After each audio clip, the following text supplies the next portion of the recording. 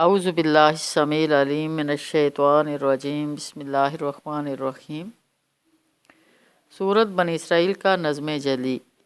سورت بنی اسرائیل 10 پیراگرافوں پر مشتمل ہے۔ آیات 1 تا 10 پہلے پیراگراف میں بنی اسرائیل کے عروج و زوال کی تاریخ بتا کر انہیں اور مشرکین مکہ کو اسلام کی دعوت دی گئی اور فتح مکہ اور فتح بیت المقدس کی بشارت بھی۔ اسراء کے سفر میں رسول صلی اللہ علیہ وسلم کو بہت سارے مشاہدات سے نوازا گیا۔ قریشی قیادت کو سمجھایا گیا کہ انہیں بنی اسرائیل کے عروج و زوال سے عبرت حاصل کرنا چاہیے۔ بنی اسرائیل کو خالص توحید اختیار کرنے اور اللہ ہی کو وکیل بنانے کی ہدایت کی گئی تھی، لیکن وہ ناشکرے تھے۔ انہوں نے 2 بار فساد برپا کیا۔ حضرت طالوت علیہ السلام، حضرت داؤد علیہ السلام، حضرت سلیمان علیہ السلام کے زمانے میں انہیں عروج حاصل تھا۔ پھر ان میں شرک اور قبائلی عصبیت اور دیگر برائیاں پیدا ہو گئیں۔ ان کی بدعمالیوں کے سبب اشوریوں نے 721 قبل مسیح کے دولت اسرائیلی کا خاتمہ کر دیا۔ ہزاروں اسرائیلی قتل کیے گئے۔ پھر اللہ تعالیٰ نے ان پر رحم کرتے ہوئے ان کے مال و اولاد میں اضافہ کیا اور ایک مشروط پیشکش کی کہ سدھر جاؤ، یہی تمہارے حق میں بہتر ہے۔ ان احسنتم لانفسکم وان اسأتم فلہا، لیکن انہوں نے دوسری مرتبہ فساد برپا کیا۔ حضرت یحییٰ علیہ السلام کو قتل کر دیا۔ حضرت عیسیٰ علیہ السلام کو قتل کرنے کی کوشش کی گئی اور دیگر کئی برائیوں میں گرفتار ہو گئے، جس کی پاداش میں رومی سلطنت کے فرما روا ٹائٹس نے 70 عیسوی میں ہزاروں لوگوں کو قتل کر کے بیت المقدس کو تباہ و برباد کر دیا۔ قرآن مجید کے نزول کے بعد انہیں وارننگ دی گئی، وَإِنْ عُدْتُمْ عُدْنَا، اگر اب بھی تم فساد برپا کرو گے تو دنیا میں بھی ذلیل و خوار ہو جائے گے اور مرنے کے بعد داخلے جہنم ہو کر رہو گے۔ آیات 11 تا 22 دوسرے پیراگراف میں انسان کی کامیابی اور ہلاکت کے اصول بیان کیے گئے۔ انسان کی کامیابی اور ناکامی کے اصول بیان کرتے ہوئے کہا گیا کہ ہر انسان کے گلے میں اس کی اچھی اور بری تقدیر لٹک رہی ہے، اسے خیر و شر کی آزادی حاصل ہے۔ ہدایت قبول کر لے گا تو اس کا اپنا فائدہ ہوگا، گمراہ ہونے پر اس کا اپنا نقصان ہے۔ من اہتدی فانما یہتدی لنفسہ ومن ضل فانما یضل علیہا۔ قوموں کی ہلاکت کے 2 اصول بیان کیے گئے۔ پہلا یہ کہ رسول صلی اللہ علیہ وسلم کی بعثت اور تمام حجت کے بغیر قوموں کو ہلاک نہیں کیا جا سکتا۔ دوسرا یہ کہ ہلاکت سے پہلے قوم کے مترفین یعنی خوشحال قیادت کو نیکی کے احکامات دیے جاتے ہیں، لیکن جب وہ ان احکام کی نافرمانی کرتے ہیں تو انہیں تباہ و برباد کر دیا جاتا ہے۔ مادہ پرستوں کے لیے دوزخ ہے، ایمان لا کر نیک اعمال کی کوشش کرنے والوں کے لیے جنت۔ آخرت کی زندگی درجات کے اعتبار سے زیادہ بڑی اور فضیلت رکھنے والی ہے، لہٰذا انسان کو عقیدہ توحید قبول کر کے آخرت پر ایمان لانا چاہیے اور ایک نیک اعمال کی کوشش کرتے رہنا چاہیے۔ آیات 23 تا 39 تیسرے پیراگراف میں اسلامی معاشرے اور اسلامی ریاست کے بنیادی اصول بیان کیے گئے۔ اس حصے میں تورات کے احکام 10 کی طرح دین کی بنیادی تعلیمات کی وضاحت کی گئی۔ اسلامی معاشرے اور ریاست کی بنیاد عقیدہ توحید پر ہے، چنانچہ اس پیراگراف کا آغاز اور اختتام توحید کی دعوت پر ہوا ہے۔ توحید اللہ کا حق ہے، اللہ کے بعد والدین کے حقوق ہیں جن سے حسن سلوک لازمی ہے، والدین کے بعد رشتہ داروں کے ساتھ حسن سلوک ضروری ہے۔ فضول خرچی سے بچنے کا حکم دیا گیا، ورنہ رشتہ داروں کے حقوق ادا نہیں کیے جا سکتے۔ قتل اولاد کو حرام ٹھہرایا گیا اور اس کے ساتھ زنا کو بھی۔ اسلام نے نکاح کی ترغیب دی ہے جس سے ایک صالح معاشرہ قائم ہوتا ہے۔ قتل نفس کو حرام ٹھہرایا گیا، مظلوم مقتول کے ورثاء کی سرپرستی اور یتیموں کے مال کی حفاظت کو اخلاقی اور قانونی طور پر فرض قرار دیا گیا۔ عہد کی پاسداری کا حکم دیا گیا، روز قیامت کان، آنکھ اور دل و دماغ کی باز پرس ہوگی۔ ناپ تول میں عدل و انصاف کو ملحوظ رکھنے کا حکم دیا گیا، علم کے بغیر کسی چیز کے پیچھے لگنے سے منع کر کے وہام و شبہات، قیاس، گمان اور بے بنیاد الزامات کا دروازہ بند کر دیا گیا۔ زمین پر اکڑ کر چلنے اور اقتدار کے نشے میں گرفتار ہونے سے روکا گیا۔ پھر آخر میں توحید کے مضمون کا اعادہ کرتے ہوئے شرک کی مذمت کی گئی اور اس کی سزا جہنم بتائی گئی۔ آیات 40 تا 60 چوتھے پیراگراف میں مشرکین مکہ کے عقائد کی تردید اور ان کے اعتراضات کا جواب دیا گیا۔ عقیدہ شرک کی تردید کی گئی کہ اہل کتاب اللہ کے بیٹے تجویز کرتے ہیں اور مشرکین مکہ فرشتوں کو اللہ کی بیٹیاں سمجھتے تھے۔ قرآن کی دعوت توحید کو سن کر ان کی نفرت میں اضافہ ہوتا ہے۔ آیت 41۔ انہیں توحید کی عقلی دلیلیں فراہم کی گئیں کہ اللہ کے ساتھ اور خدا ہوتے تو عرش والے پر تسلط کی کوشش کرتے۔ اللہ کی بے عیب ذات ہے، ان الزامات سے پاک ہے۔ کائنات کی ہر چیز اس کی بے عیبی اور سبحانیت کا اعتراف کر رہی ہے، لیکن آخرت پر ایمان نہ رکھنے والے مشرکین مکہ کے لیے توحید کی یہ دعوت حجاب بن گئی ہے۔ الٹا وہ نبی کریم صلی اللہ علیہ وسلم کو بھی حضرت موسیٰ علیہ السلام کی طرح سحر زدہ مسحور آدمی کہہ رہے تھے۔ آیت 47۔ مشرکین مکہ مکان آخرت پر حیرت اور تعجب کا اظہار کرتے تھے کہ بوسیدہ ہڈیاں دوبارہ کس طرح زندہ کی جا سکتی ہیں۔ آیت 49۔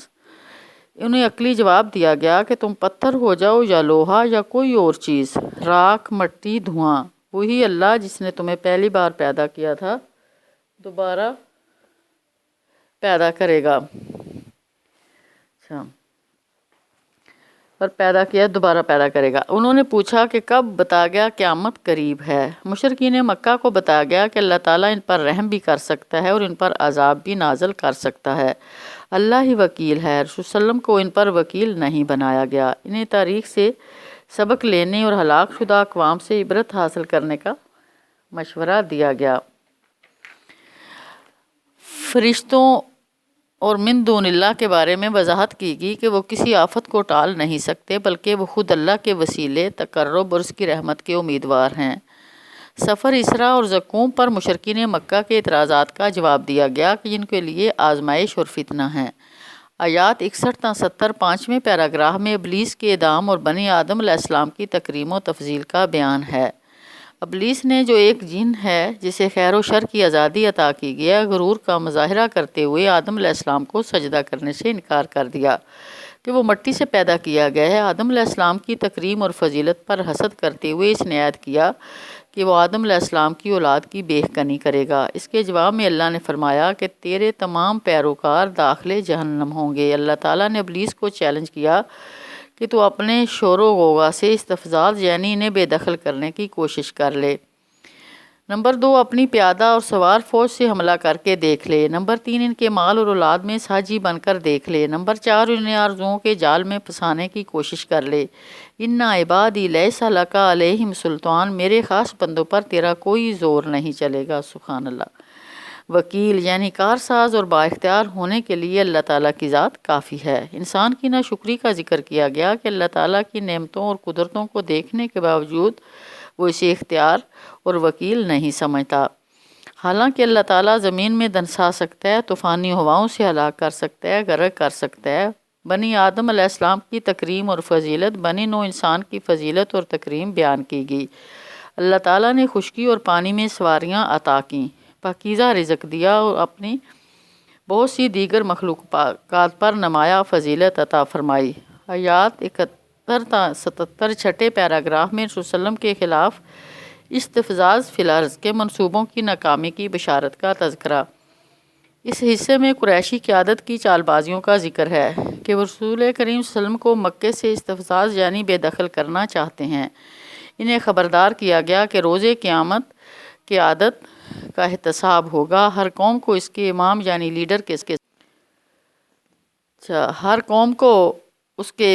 لیڈر کے ساتھ پکارا جائے گا۔ نامہ اعمال پڑھائے جائیں گے، کسی پر کوئی ظلم نہیں ہوگا۔ قریشی قیادت کے منصوبوں کو بے نقاب کیا گیا اور رسول صلی اللہ علیہ وسلم کو اللہ کی وحی سے ہٹا کر اپنا پکا دوست بنانا چاہتے ہیں۔ رسول صلی اللہ علیہ وسلم کو تسلی دی گئی کہ اگر اللہ نے ثابت قدمی عطا نہ کی ہوتی تو آپ مشرکین کی طرف جھک جاتے اور دگنے عذاب کے مستحق ہو جاتے۔ پیراگراف کے آخر میں اللہ کی سنت بیان کی گئی کہ جو قوم اپنے رسول کو بے دخل کرتی ہے وہ خود بھی زیادہ دیر تک ٹک نہیں سکتی۔ آیات 78 تا 82 7ویں پیراگراف میں نماز، قرآن، تہجد اور تعلق باللہ کی ہدایات ہیں۔ اس حصے میں نماز کی پابندی کے اہتمام کی ہدایت ہے۔ فجر کی مشہور نماز کی خاص تاکید کی گئی کہ یہ حضوری کی نماز ہے۔ نماز تہجد میں طویل قرات قرآن کا حکم دیا گیا کہ یہ مقام محمود کی ضامن ہے۔ سبحان اللہ۔ رسول صلی اللہ علیہ وسلم کو مکے سے مدینے کی طرف ہجرت کی دعا سکھائی گئی اور مدینہ منورہ میں ایک صالح اسلامی معاشرہ کے قیام کے لیے اللہ کی خاص مدد پر مشتمل حمایت اور قوت عطا کیے جانے کی دعا بھی سکھائی گئی۔ کہ اب باطل مٹنے والا ہے اور حق دنیا میں پھیلنے والا ہے۔ یہاں تک مدینہ منورہ میں اسلامی حکومت کے قیام اور فتح مکہ اور ساری دنیا میں اسلام کے پھیلنے کی بشارت ہے۔ یہ ساری کامیابیاں نماز، قرآن اور تعلق باللہ کے نتیجے میں ہی حاصل ہو سکتی ہیں۔ دو دھاری قرآن اہل ایمان کے لیے نہ صرف شفا بلکہ رحمت ہے، جبکہ ظالموں کے نقصان میں اضافہ کرتا ہے۔ آیات 83 تا 108ویں پیراگراف میں مشرکین کے اعتراضات کا جواب اور قرآن جیسا کلام لے آنے کا چیلنج ہے۔ انسانی نفسیات بیان کی گئی کہ وہ نعمتوں پر پھول جاتا ہے اور آزمائشوں میں مایوس ہو جاتا ہے۔ رسول صلی اللہ علیہ وسلم کو تسلی دی گئی کہ قرآن مجید ایک بہت بڑی رحمت اور اللہ کا فضل ہے۔ چیلنج کیا گیا کہ تمام انسان اور تمام جن ایک دوسرے کی معاونت کر کے بھی اس طرح کا کوئی قرآن تصنیف نہیں کر سکتے۔ آیت 88۔ مشرکین کو سمجھایا گیا کہ زندہ معجزہ ہے۔ قرآن کی موجودگی میں حسی معجزات کا مطالبہ سراسر احمقانہ ہے۔ مشرکین کے اعتراضات اور مطالبات نقل کیے گئے کہ وہ اس وقت تک رسول صلی اللہ علیہ وسلم کو رسول تسلیم نہیں کریں گے جب تک وہ زمین میں سے کوئی چشمہ پھاڑ کر نہ دکھا دیں، انگور اور کھجور کا کوئی باغ آپ صلی اللہ علیہ وسلم کے پاس ہو جس میں نہریں ہوں گی، یا آسمان سے کوئی ٹکڑا گرا کر دکھائیں، یا اللہ کو لا کر دکھائیں، یا فرشتوں کو سامنے کھڑا کر دیں، یا آپ صلی اللہ علیہ وسلم کے لیے سونے کا گھر ہو جائے، یا آسمان پر چڑھ جائیں، پھر کوئی ایسی کتاب اتار کر دکھائیں جسے مشرکین خود پڑھ سکیں۔ اس کا جواب یہ دیا گیا کہ کسی رسول کے پاس ایسے اختیارات نہیں ہوتے، یہ اختیار تو صرف اللہ کا ہے۔ رسول صلی اللہ علیہ وسلم کا تو ایک انسان ہے، وہ رسول بھی ہیں۔ اعتراض کیا گیا کہ کسی فرشتے کو رسول کیوں نہیں بنایا گیا؟ جواب دیا گیا کہ اگر زمین پر فرشتے آباد ہوتے تو فرشتہ رسول بھیجا جاتا، انسانوں کے لیے انسانی رسول بھیجا گیا ہے۔ اعتراض کیا گیا کہ آخرت کیسے ممکن ہے؟ جواب دیا گیا کہ زمین و آسمان پیدا کرنے والا جو انسان پیدا کر کے دکھا چکا ہے، وہ اس طرح انسانوں کو دوبارہ پیدا کرنے کی پوری قدرت رکھتا ہے۔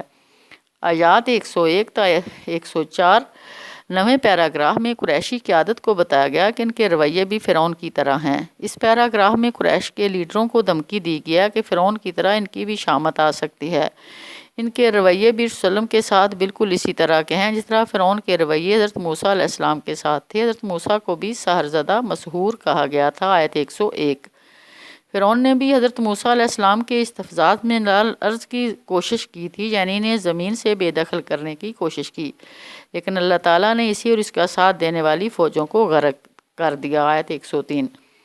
آیات 105 تا 111 آخری پیراگراف میں قرآن پر ایمان لانے اور خالص عقیدہ توحید اختیار کرنے کی ہدایت۔ نبی کریم صلی اللہ علیہ وآلہ وسلم کو بشیر و نذیر بنا کر آپ صلی اللہ علیہ وسلم پر قرآن تھوڑا تھوڑا کر کے بتدریج نازل کیا گیا تاکہ آپ اسے ٹھہر ٹھہر کر لوگوں کو سنائیں۔ قرآن کے بارے میں اہل علم کا رویہ۔ مشرکین کو غیرت دلائے گی کہ اہل علم اللہ کی آیات کو سن کر روتے ہوئے ٹھوڑیوں کے بل سجدے میں گر جاتے ہیں۔ سبحان اللہ، ان کے خشوع میں اضافہ ہو جاتا ہے، وہ اللہ کی بے عیبی کا اعتراف کرتے ہیں۔ نماز میں قرآن کو درمیانی آواز کے ساتھ پڑھنے کی ہدایت کی گئی۔ آخری آیت میں اللہ کا شکر ادا کرنے اور اس کی بڑائی اور کبریائی کا اظہار کرنے کی ہدایت کی گئی، جس کی نہ کوئی اولاد ہے اور نہ کوئی اس کی بادشاہت میں کوئی شریک ہے، اور نہ وہ ایسا عاجز اور کمزور ہے کسی مددگار اور پشتبان کی ضرورت ہو۔ مرکزی مضمون: عقیدہ توحید، اللہ پر توکل، ثابت قدمی اور ہجرت کے نتیجے میں ریاست مدینہ، فتح مکہ اور فتح بیت المقدس کی بشارت سنائی گئی۔ فرعون کی طرح قریشی قیادت بھی رسول صلی اللہ علیہ وسلم کو مکے سے استفزاز یعنی بے دخل کرنا چاہتی ہے، لیکن اللہ تعالیٰ خود انہیں غیر مستحکم اپروٹ کر دے گا۔ آخر دعوانا الحمدللہ رب العالمین وما علینا الا البلاغ۔